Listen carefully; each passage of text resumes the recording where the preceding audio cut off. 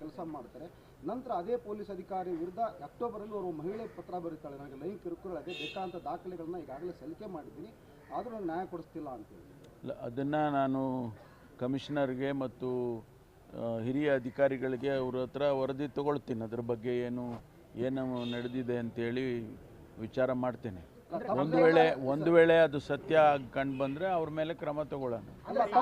ಅವರೇ ಹೇಳ್ತಾರೆ ಸರ್, ನಾವು ಅವ್ರದ್ದು ಏನೂ ತಪ್ಪಾಗಿಲ್ಲ, ಯಾವುದೇ ರೀತಿಯ ಇಲ್ಲಿ ಏನೂ ಆಗಿಲ್ಲ ಅಂತ ಹೇಳ್ತಾರೆ. ಮತ್ತು ರೂಲ್ ನಂಬರ್ಸ್ ಅವರೇ ಕೊಟ್ಟು ಬರ್ತಾರೆ ಸರ್, ತಪ್ಪಾಗಿಲ್ಲ ಅದೇ ವಿಚಾರ ಮಾಡ್ತೀನಿ. ನೀವು ಹೇಳಿದ್ದು ಒಳ್ಳೆಯದಾಗಿದೆ ಸರ್. ವಿಚಾರ ಮಾಡೋಣ. ಮಂತ್ರಿಮಂಡಲದಲ್ಲಿ ಸಮಂಜಸ ಇದೆ, ಎಲ್ಲರದ್ದು ಹೊಂದಾಣಿಕೆ ಸರಿ ಇದೆ. ಯಾಕಂದರೆ ಈ ಸಿಟಿ ವಿಷಯದಲ್ಲಿ ಕೆಲವೊಂದು ತಮಗೆ ಗೊತ್ತಿಲ್ಲ ಅಂತ ತಾವು ಹೇಳ್ತೀರಿ, ಇನ್ನೊಂದು ಬೇರೆಯವರು ಇಲಾಖೆ ಬೇರೆಯವರು ಹಸ್ತಕ್ಷೇಪ ಮಾಡ್ತಾ ಇದ್ದಾರೆ. ಇದರ ಬಗ್ಗೆ ನೋಡಿದರೆ ಒಟ್ಟಾರೆ ಮಂತ್ರಿಮಂಡಲದಲ್ಲಿ ಏನಾದರೂ ನೋಡಿ, ಪೊಲೀಸ್ ಇಲಾಖೆ ಬಹಳ ಜವಾಬ್ದಾರಿಯುತವಾದಂಥ ಇಲಾಖೆ. ಪೊಲೀಸ್ ಆದೇಶಗಳನ್ನು ನಡಿಬೇಕಾದ್ರೆ ಇಲ್ಲ ಮುಖ್ಯಮಂತ್ರಿಗಳ ಆದೇಶ ಮಾಡಬೇಕು, ಇಲ್ಲ ಗೃಹ ಸಚಿವರ ಆದೇಶ ಮಾಡಬೇಕು.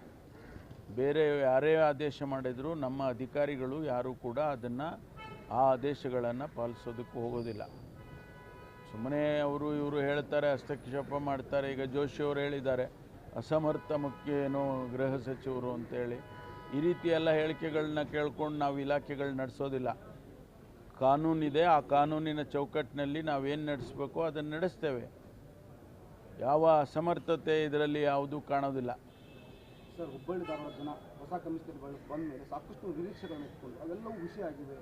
ಮರು ಲಾರಿಗಳು ಹೆಚ್ಚು, ಇಸ್ಪೇಟ್ ಅಡ್ಡಿಗಳು, ಹವಾಲಾದಂದೆ ಯಾವುದೂ ಸಹ ಇಲ್ಲಿ ಅಂತ ಕೈ ಈಗ ನಾನು ಅದನ್ನೆಲ್ಲ ರಿವ್ಯೂ ಮಾಡ್ತೇನೆ. ಹಾಗಿದ್ರೂ ಬಂದಿದ್ದೇನಲ್ಲ, ನಾನು ರಿವ್ಯೂ ಮಾಡ್ತೇನೆ. ಅದರಲ್ಲೇನು ತಪ್ಪುಗಳು ಕಂಡು ಬಂದಿದ್ದರೆ ಅದನ್ನ ಸರಿ ಮಾಡೋಣ.